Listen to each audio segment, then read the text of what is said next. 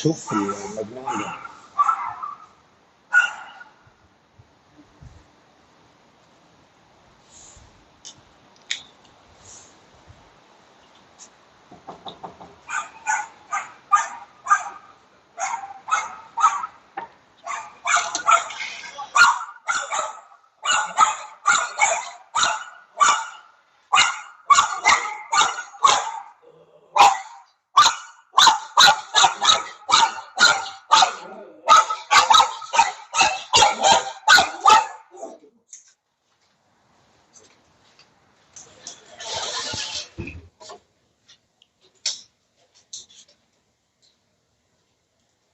ايه الترحيب ده؟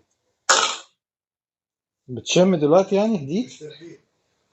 الحين جدا عالية. لاحظت؟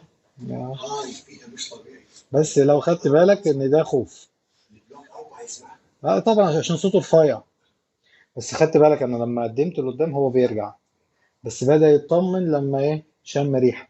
اه طبعا جاي من سيشن وبتاع فالريحة فهو شايف منسجم بالموضوع ده.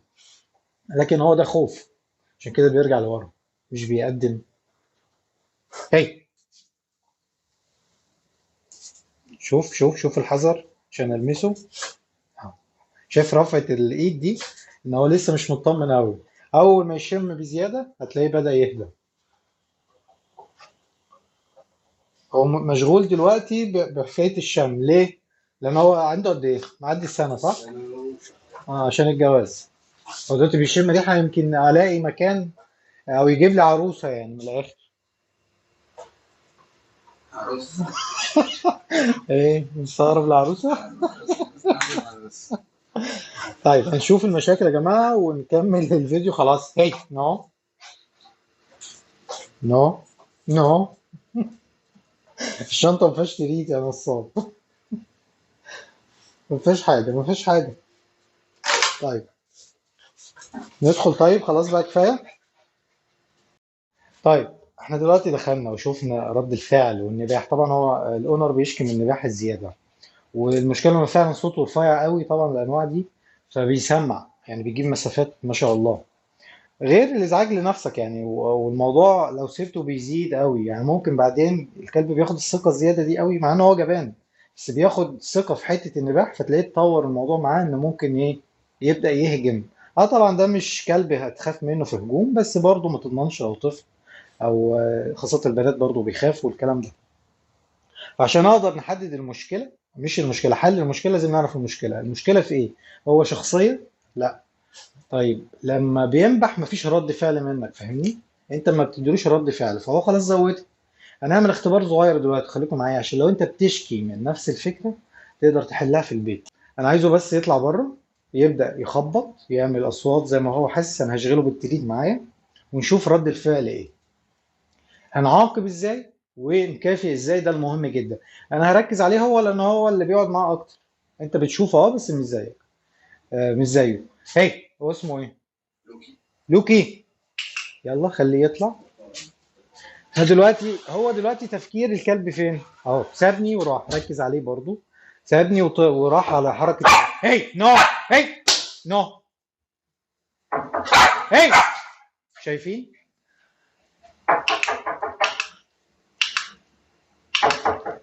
هي لوكي. هي كم. نو.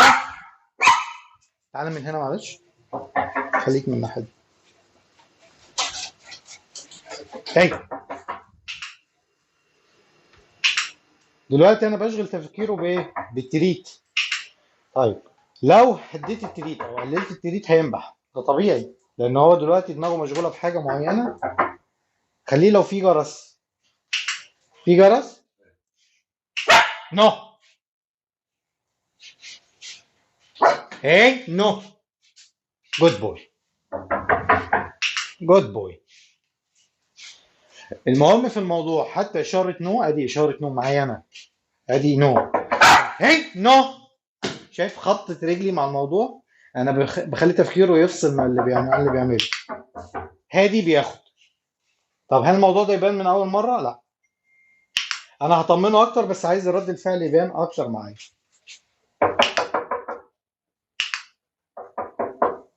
جود بوي. جود لوكي.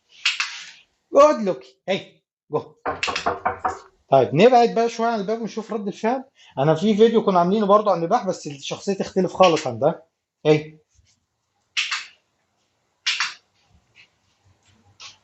خليه يعمل كل الاصوات اللي انت الناس بتعملها، حد صوت رجلين مش عارف ايه، كل ده عشان يشوف رد الفعل اكتر. هي شوف هو عمل ايه. كان عايز يروح لقدام، اول ما قلت هي والاشاره او نبهته رجع هدي. جود. انا بكافئ. ليه؟ لانه بدأ يربط ان انا لو هديت هاخد. ده المطلوب. جود بوي. خليه يخبط بس اهم حاجه.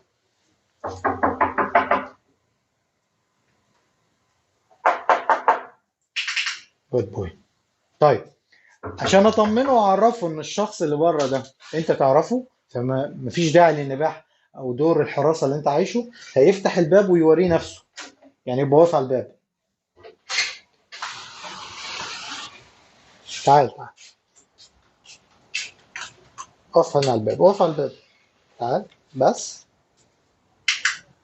هل دلوقتي لو خبط انا مش هدي تريد. خبط خبط. ليه مش بينبح؟ لانه عارف مين الشخص ده.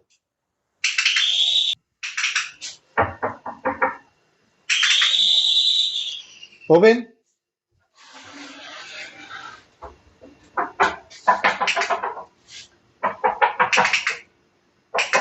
طيب دلوقتي هنعمل حاجه تانية، ان احنا هنقفل، كلنا هنكون جوه وانا هخرج ومفيش حد معاه هنا.